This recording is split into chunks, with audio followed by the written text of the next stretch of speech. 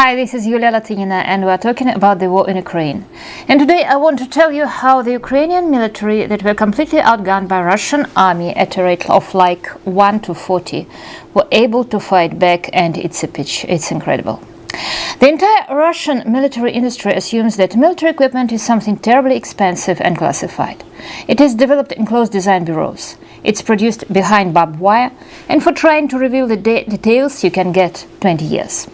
And today I'll tell you how, with the help of an ordinary civilian tablet that can cost like $200, a Motorola walkie-talkie that can cost anywhere from $50 to $2,000, and a radio-controlled quadcopter drone at a price of $1,000, the armed forces of Ukraine built a fire control system that really, as Russian President Putin is fond of saying, has no analogs. Or rather, there are some analogs, as with every good weapon, and we'll see this in the end. And after the Ukrainian army and volunteers started using Elon Musk's Starlink instead of walkie-talkies to tie the drone and a tablet into a network, it became practically invulnerable to Russian electronic countermeasures, ECM. The system is called Nettles, and we'll see how this system allowed the much smaller Ukrainian artillery with much smaller amount of ammunition to fight on an equal footing with Russian artillery before Western weapons came. And Russian guns were always imprecise. It was always a barrage. That was the idea, just to sow the ground in front of you with the shells. For instance, to destroy the Platon strong point with 120mm howitzers, you needed from 60 to 90 shells, according to Russian army standards. And now Ukrainian guns are doing it with 9. This saves time. This increases the survivability, because after a shell is fired, you have to move position so you won't be found out and destroyed. And of course, there's the tear and wear on the pieces themselves. And of course, there's the shortage of ammunition. Almost all volunteers to whom I talked about at the beginning of the war, Ukrainian volunteers, they talked about civilian quadcopters that were used from the first minute. I talked to a guy whose name is Konstantin Nemechev. He is one of the commanders of the Kharkov Azov, and he told me like this. The war began at 4 o'clock in the morning. At 4:15 they already started sending out the SMS messages. At 8 o'clock the volunteers assembled at the courtyard, and by the evening they were fighting alongside regular army to help the army to fight. And the help precisely consisted in the fact that the guy who had a private drone he used to film the weddings now used this drone to correct the artillery fire on the advancing Russian columns. And it was not done on the spur of the moment. There was a special program. It was developed by Ukrainian IT enthusiasts since 2014. And it worked like this. Data from a cheap civilian drone was transmitted to a most ordinary civilian tablet. And on the tablet, this special program calculated the mutual position of targets and Ukrainian guns and issued instructions for firing. And everything was, of course, was protected by passwords and permissions. And if the tablet was captured, it was cut off from the network, as I've said. And initially, the communication was carried via walkie-talkies, and of course you used radio to control the drone, and that meant that theoretically it was vulnerable to Russian electronic countermeasures, because cheap civilian drones can switch frequencies in the case of attack, unlike military or more expensive models. And one of the people to whom I talked, who serves in the gun unit of the armed forces of Ukraine, let's call him Oleg, he described the operation of the system as following. You raise the quadcopter, he's calling it Quadric. It's hovering 800 meters above the enemy, and then you just adjust the fire on line. And there are no Starlinks in the unit of Oleg, so that Russian ECM can theoretically down the quadcopter. But he says that happened only once, and well, the quadcopter is perfectly expendable. It's not somebody who is alive. I talked to another guy. He's the ex-commander of Azov, of the whole Azov. His name is Maxim Zhorin, and now has assembled a new volunteer unit, and it was fighting in the Battle of Kiev. And he said that his unit was using also high-end specially military drones developed in Ukraine in recent years, Leleka and Furia. But Oleg, the gunner to whom I talked, he said that fixed-wing drones, despite the fact that they're specially designed military drones, do not suit him as well as the civilian model, because you need to hang over the area for several hours, and a fixed-wing drone won't do it. So it's crazy, but a very cheap civilian technology proved to be superior in certain cases to a specially designed and more expensive military hardware. And the development of the system dates back to 2014. I talked to former Deputy Secretary of the National Security and Defense Council of Ukraine. His name is General Sergei Krivonos. And he frankly confessed that initially the simplest walkie-talkies were used for this system. And the American and Israeli forces, they have a similar system. But it uses, of course, complex and expensive components. And the Ukrainian one is unique in that it was built almost entirely from cheap civilian components. The mobile phones were never used in it, primarily because of Russian ECM.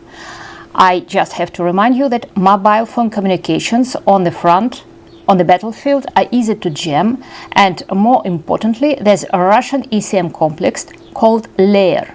It connects as if it's a node in a mobile network. It flies over the battlefield. It transmits the conversations as if it's a legitimate node. It can analyze them, see who is connected to whom, and when he sees there's the cluster of soldier phones in one place, he can call in a strike, so that the Ukrainians learned it a hard way never to use a mobile at the front. But now, with the advent of Elon Musk's Starlink, they can do precisely this. They can use mobile phones and messengers without using the mobile network, and because the signal jumps straight to satellite. And this means that Elon Musk has just won a major victory over Russian army. For Russian army has invested literally billions to disrupt communications, and now these billions are gone down the drain. The civilian technology that wasn't even designed for this triumphed over all this fancy Russian ECM. And of course there's a catch, because the drones and the guns, they operate separately. The gunners, they are from the regular forces, but the drones are mostly launched by civilian volunteers. They launch it, they control it, and they just transmit the data to the tablets connected into a single network, just like thickets of stinging nettles are connected into a single network by their rhizomes. And I remind you that after the salvo, the guns have 3-5 minutes to change position, and the greater the accuracy, the less number of shots you need, the greater the chances of survival, and it is nice to economize the shells. So nettles completely changed the battlefield layout for Ukrainians. This is the war where the guns became the main fighting force, and it permitted Ukrainians who were hopelessly outgunned to stand ground, to say the least. It won't be an exaggeration to say that without it, Ukraine would be doomed.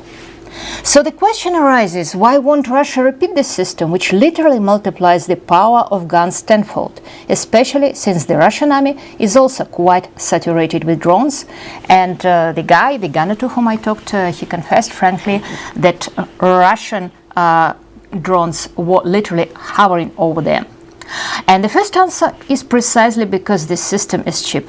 No one in the Russian military-industrial complex will ever miss an opportunity to spend $1 billion where you can get by with 1,000. Try to assemble nettles in Russia, and they will immediately explain to you that the quadcopter must be special, Russian, spiritual, nurtured in the bowels of the military-industrial complex, consecrated by Russian Orthodox Church, and a tablet bought on Amazon, on eBay, is not good either. For reasons of national security, you must certainly build your own for $1 million. And secondly, this system cannot be used by Russia because it is a part of a net-centric war, where each participant himself launches his own, often personal drone, and makes his own decision. I repeat, the gunners are regular forces of the armed forces of Ukraine, but the quadcopters are launched as a rule by yesterday's civilians. And Russia is unlikely to be able to build a system in which people who know how to fly drones well will take them under the armpit and go with them to the front. The reward system in the Russian army does not motivate people to save shells and take initiative. It is exactly the opposite. In the Russian army, it is necessary to pour in more shells, and report to the authorities how many shots you fired. So, Kropiva, or nettles, a net-centric system with distributed routes, grows poorly in the ecological niche of the Russian military-industrial complex. And of course now, when the Western artillery is coming, it has some of these features inbuilt. And this is an incredible story how in the modern world you use civilian equipment and private initiative and build a network that beats an enemy that takes orders from some central node. And yes, besides Elon Musk triumphing over the Russian ACM, I have also heard stories of simple toys that have the recall function, simple drones with recall function that also triumph over Russian ACM. So you just imagine this. Russian military literally poured billions into functioning of electronic countermeasures system.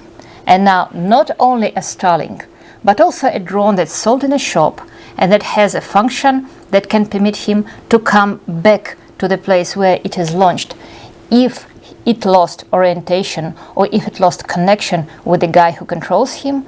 A simple toy, a simple civilian toy is better adjusted to the battlefield than all this Russian money poured via some centralized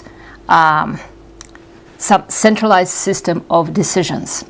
And this is Yulia Latynina, and yes, I'm a Russian journalist, and a lot of Russian journalists are thinking that Ukrainian army is fighting their battle, just like a lot of British people were on the side of American independence in 1776. And well, if you like this video, I'll try to make some more in English. Bye.